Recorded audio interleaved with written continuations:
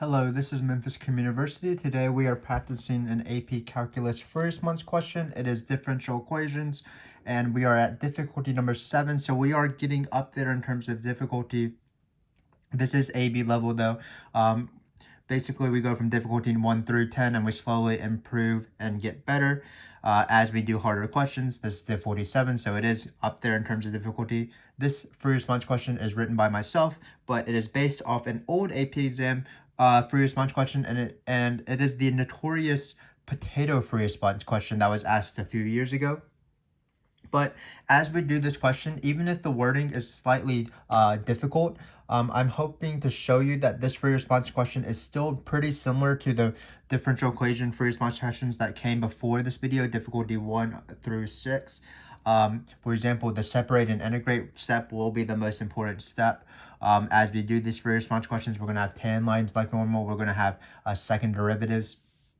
So while the wording of this question is quite confusing, remember just to stick to your guns and just be confident in yourself. We've done practice examples like this, so we will be able to do hard questions as well when we encounter them. So let's get started. We have this long paragraph. I do have a special treat for you. We have 2 separate and integrate questions actually. That's never been asked on the AP exam before, but it's nice to practice both of them. So here we have my 2 friends, Quads and Castles. They made videos on our channel if you want to check those out. But they are eating a bowl of soup. Not quite sure what the brain of soup is, but I can probably guess. The soup is 72 degrees Celsius. Don't really know how hot that is because I don't know what Celsius means, but it is 72 degrees Celsius. The temperature of the soup never exceeds 40 degrees Celsius. And Castle models the temperature of the soup because she's kind of weird. So she measures the temperature of the soup and she notices that it satisfies this differential equation. dk dt equals -1/8 k minus 40. There's an initial condition because that's used when you do separate and integrate. But let's get started. The first question is write the equation of the tangent line to the graph of k at t equals 0. Then we do a tan line approximation. So usually when tan line approximation, this number is a little bit weirder. Usually it's a decimal like 0.3 in this case because it's close to 0. But don't be too confused that it's t equals 2. Still not too bad. Just keep in mind that you always cover up the number you're trying to approximate until the very end. The important number is 0. So let's find the equation of the tangent line first. Remember that the equation of the tangent line is found using a point and a slope. So we're going to write point and slope, where the slope is the derivative. So in this case, we're going to do the point first.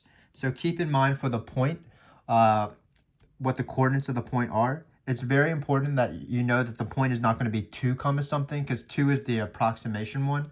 It's going to be 0 comma something, and we do know the y coordinate for 0, it is 72. So be careful, it's not 2 comma 72. It's going to be 0 comma 72. This point is always given in these differential equation freaks. It's the initial temperature of the soup. So now we're going to find the slope. So for the slope, we're going to write what the initial thing is. So this is the derivative. It is given as well. So we don't have to actually take a derivative in this case, which is definitely something I won't complain about.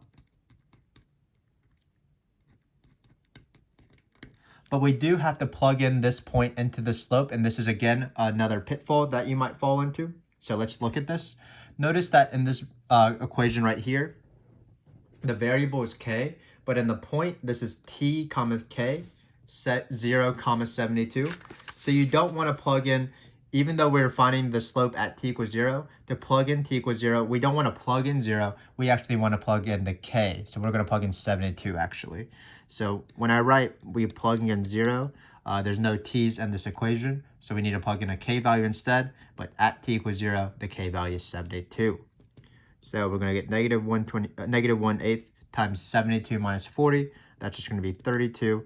And then 32 times -8 is -4.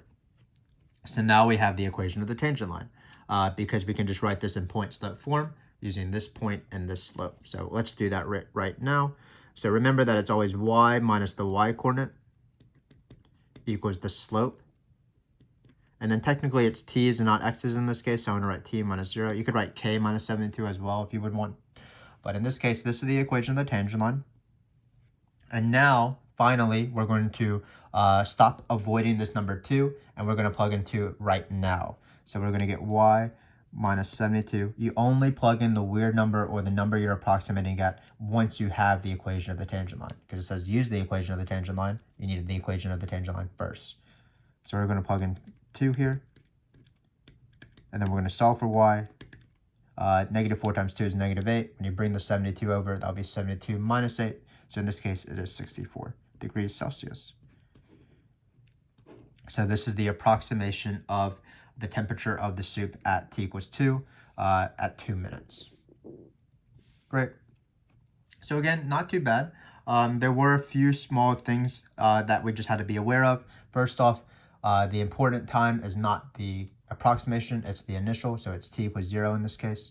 And then secondly, when we plugged in t equals 0, we actually plugged in the k value because there's no t's here, there's just k's. So we plugged in 72 instead, and that's why we got this answer in the end. So again, not too bad of a tangent line question. If you've watched our videos in the past of this video series, differential equation free response question practices, you'll have seen a tangent line question here or there. Another common question is finding the second derivative. So let's first find the second derivative before we read any of this thing. So let's find the second derivative. So keep in mind that always in differential equation frics, it is a differential equation, which implies that the given equation has a derivative. So to find the second derivative, we only need to take one derivative of this one. So we are just going to take the derivative of this. But if you've seen our difficulty number 4 video, we had a similar thing where the derivative of this, just be careful, is not negative 1/8. It's just so easy to be like, oh, well, the derivative of this thing is negative 1/8 because the derivative of this is 1. So a lot of students write negative 1/8.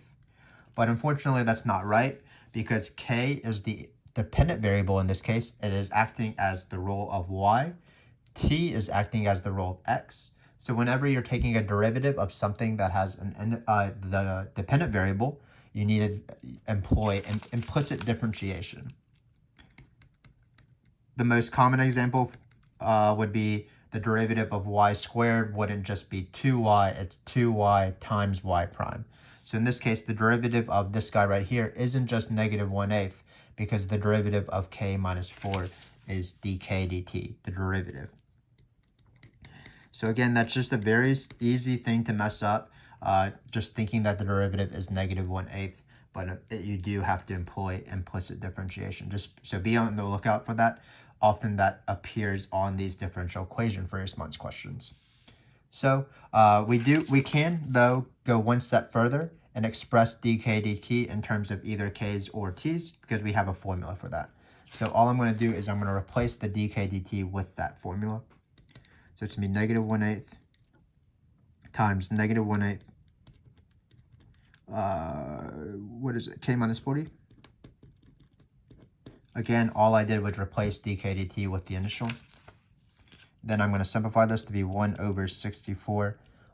Negative 1/8 times negative 1/8. The negatives cancel. K minus 40. And that is the second derivative. Now we have the overestimate, underestimate question with tan line approximation. So we've seen this before as well. But remember that it's based off the second derivative, which is why we just found it. And it's opposite what you might expect. So if the second derivative is positive, that means the function is concave up. I can't draw a concave up function because my pen is not working. But notice that anytime you have a concave up function, the tangent line, no matter where you draw it, is underneath the curve. So for a second derivative being positive, it will be an underestimate. Likewise, if the function is concave down, which means the second derivative is negative, then the tangent line, no matter where you draw it,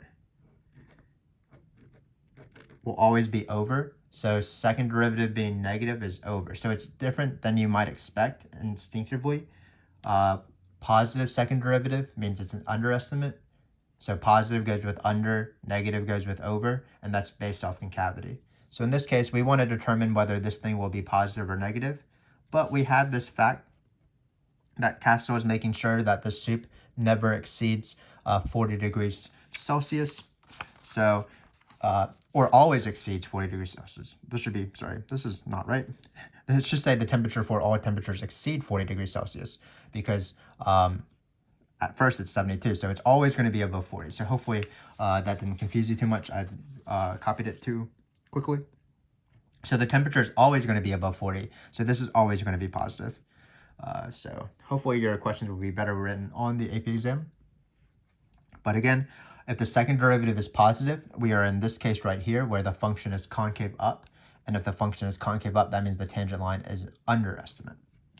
So in this case, the approximation will be an underestimate. Will be an underestimate.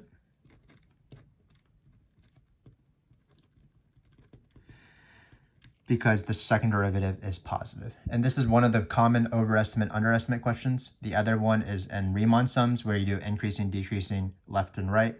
So check out our videos on table for response questions if you want to see examples of that. But in this case, we had overestimate or underestimate of tan line approximations of part A, and that's based off concavity.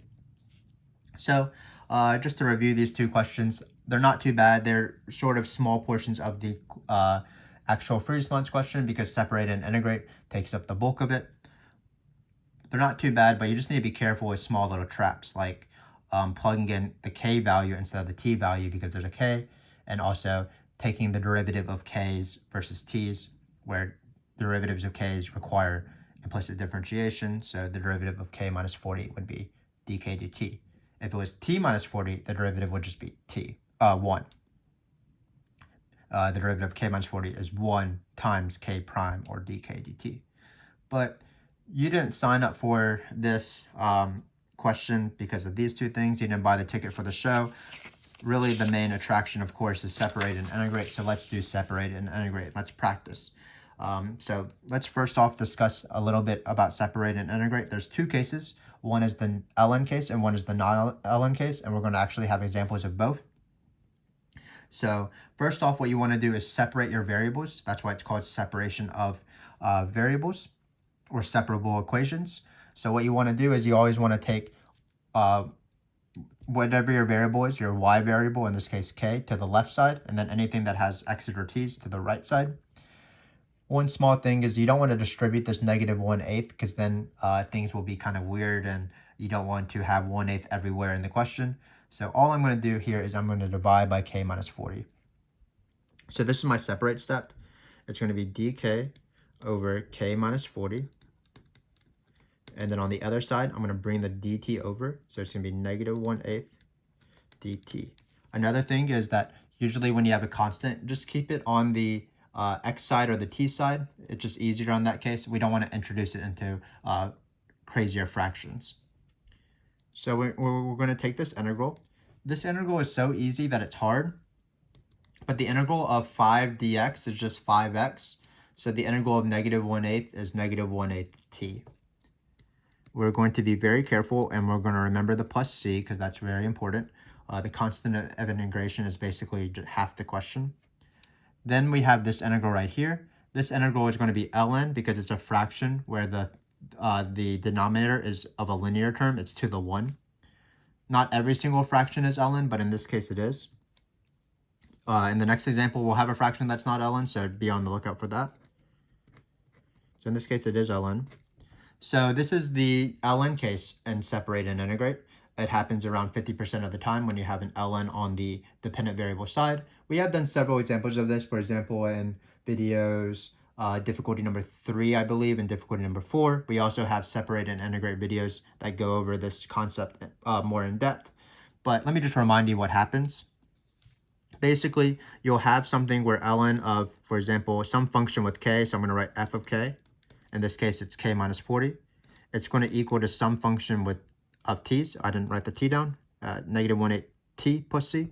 So you're going to have something with t's. And basically, you don't want to immediately try to solve for the plus c because it's easier to manipulate the plus c into being times a of an exponential. So the step, and there's actually several steps intermediate, but you can just skip to this final step. What you do is you just write f of k. Then you write e to this power. And then what's going on behind the scenes is that you'll have e to the c.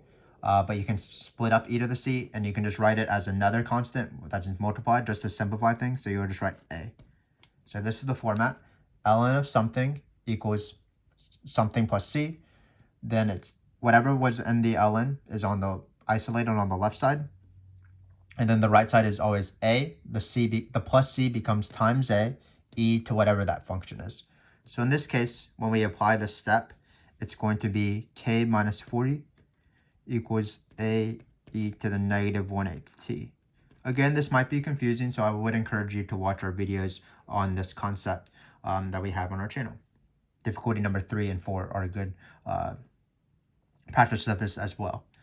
But why are we doing this? It's because when we plug in 0, if we were trying to find plus c, then 72 we would plug in 72 right here, and c would be in terms of ln's, and it's really hard to isolate the function there. But in this case, it's a lot easier to plug in 0 and 72, because then we'll just be able to find a. So let's do that now. So we're going to plug in 0 into the left side, or the right side, because that's the t value. E to the 0 is lovely. It is just the number 1. So 1 times a is a. Then when you plug in 72 into this side, so I don't know why I'm writing it, I'm switching the sides, but sorry about that. 72 into this side, you'll just get 32. So in this case, a is 32.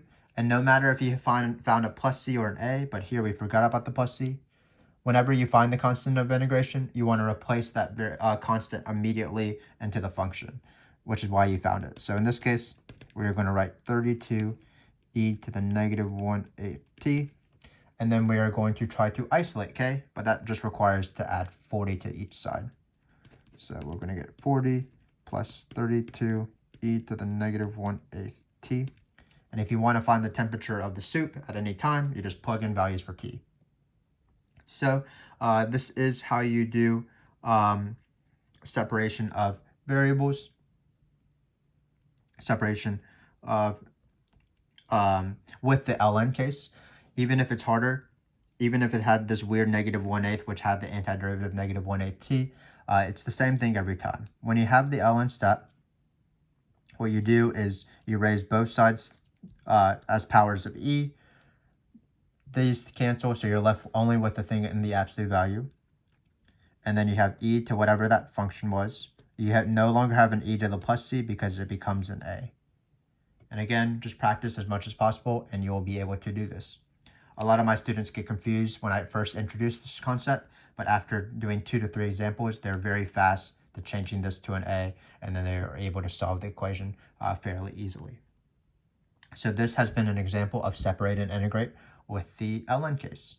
So let's move on. Let's do a separate and integrate with the non-ln case. So this is a very similar free response question to the one that was on the potato free response question a few years ago. So here we have this differential equation where Quads is modeling the soup's temperature for some reason because she is also a weird person. We still have the same initial condition because the soup is still 72 degrees when it starts, and we're going to find an expression for Q of t. So first off, this is separate and integrate. Usually they use the word something like find the particular solution, or they say using separation of variables, so you know that it is separate and integrate. But this is also separate and integrate, finding the expression for the value. Because remember, for a regular equation, for example, like x plus 2 equals 5, the answer is going to be a number. For differential equations that have derivatives, the answers are functions. So when you want to find the function, in this case, Q of t, that's separate and integrate. That's solving the differential equation. And what we have to do is do the same process, find the integrals, add plus c, solve for the constant of integration. So let's do that. So we're going to start off with dq over dt is equal to negative q minus 40 over 2/5. Then we have to separate. We are going to bring the dt over, and then we're going to bring all of this down. Again, I can keep the negative on either side, but I'm going to keep the negative on the x side or the t side, just like with negative 1/8. So that's going to be q minus 40, 2/5. We're going to take the integral. Let's see if I can take the integral correctly this time.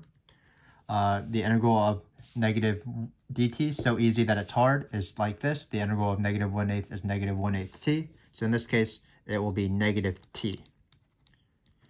And then we'll remember the plus c because we might get 2 points just for writing plus c, basically. Then, as I cautioned before, not every single integral with a fraction is ln. it's only if it's linear. So here it's to the 2/5, so this is not ln. What you would want to do is you want to write it as a negative exponent in order to help us take this antiderivative, because we want to use the power rule. So I'm going to rewrite it as a negative exponent, negative 2/5. Technically, this is a U substitution because there is an inside function. So you do want to be aware of that. But the inside function's derivative is just 1, because q minus 40, the derivative of that is just 1. So that we don't really need to U sub, because we're just going to be multiplying by 1. So let's just take this integral. This is dq. So the power rule says you add 1 to the old exponent. So negative 2/5 plus 1 is negative 2/5 plus 5/5, which is going to be 3/5. And then you flip this new bad boy and drop it to the front. So it's going to be 5/3. You multiply by the reciprocal of the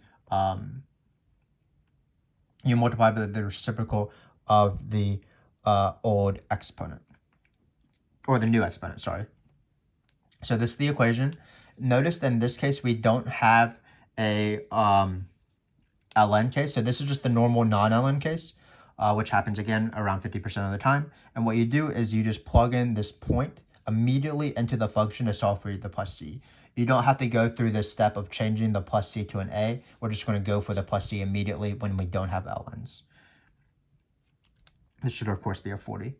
So what we're going to do is we're going to plug in 72 here. And you might be a little bit scared right now, because when we plug in 72, we're going to get 32 to the 3/5. And you might be wondering, well, how in the world am I going to find 32 to the 3/5? But before that, let's just plug in 0 into this side so we get 0 plus c. So how do we find this fractional exponent?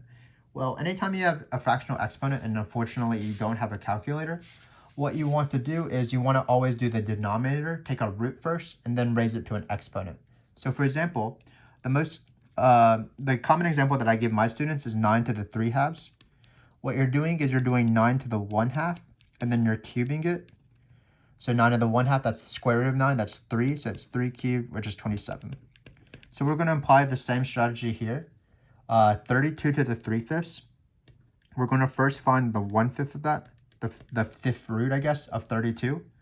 And then we're going to cube it later, once we are done with that. And you might not know the fifth root of 32, but if you just thought about it enough, it's probably going to be 2, because notice if you double on your fingers, 2, 4, 8, 16, 32, 2 to the 5th is 32, so 32 to the 1/5 is going to be just 2.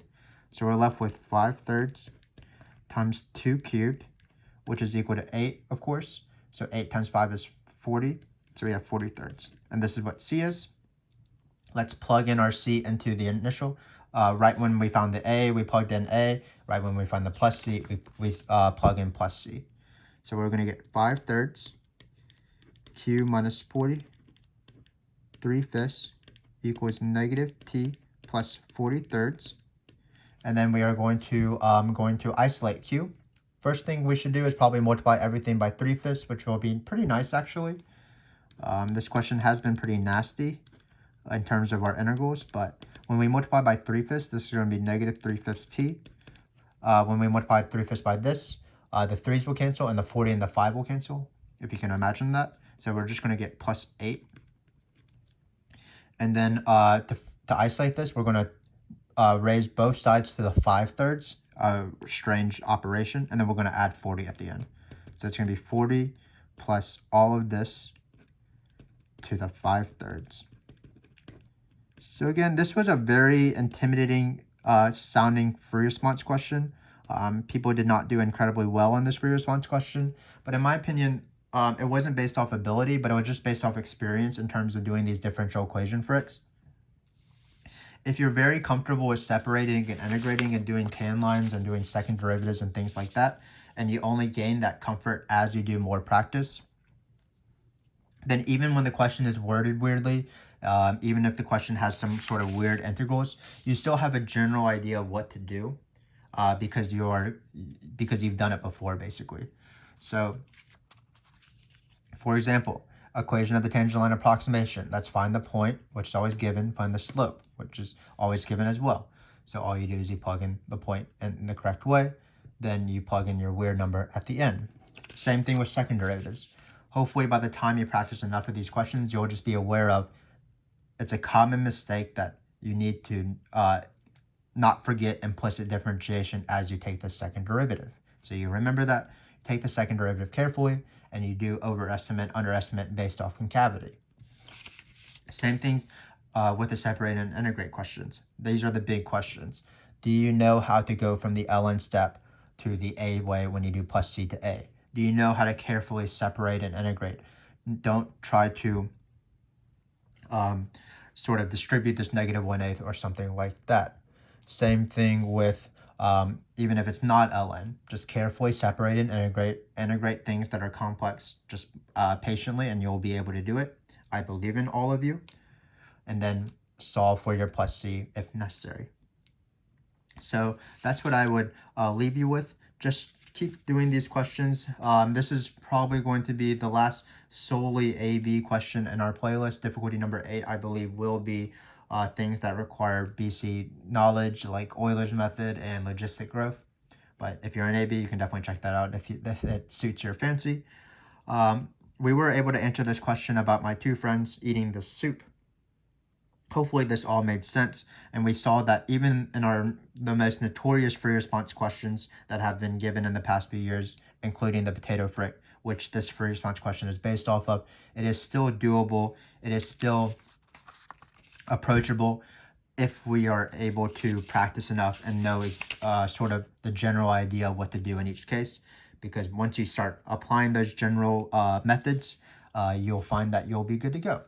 So thanks again for joining me. I'm going to go eat lunch. Perhaps I'll eat a bowl of soup, perhaps not. Thanks again. And I hope that this was useful.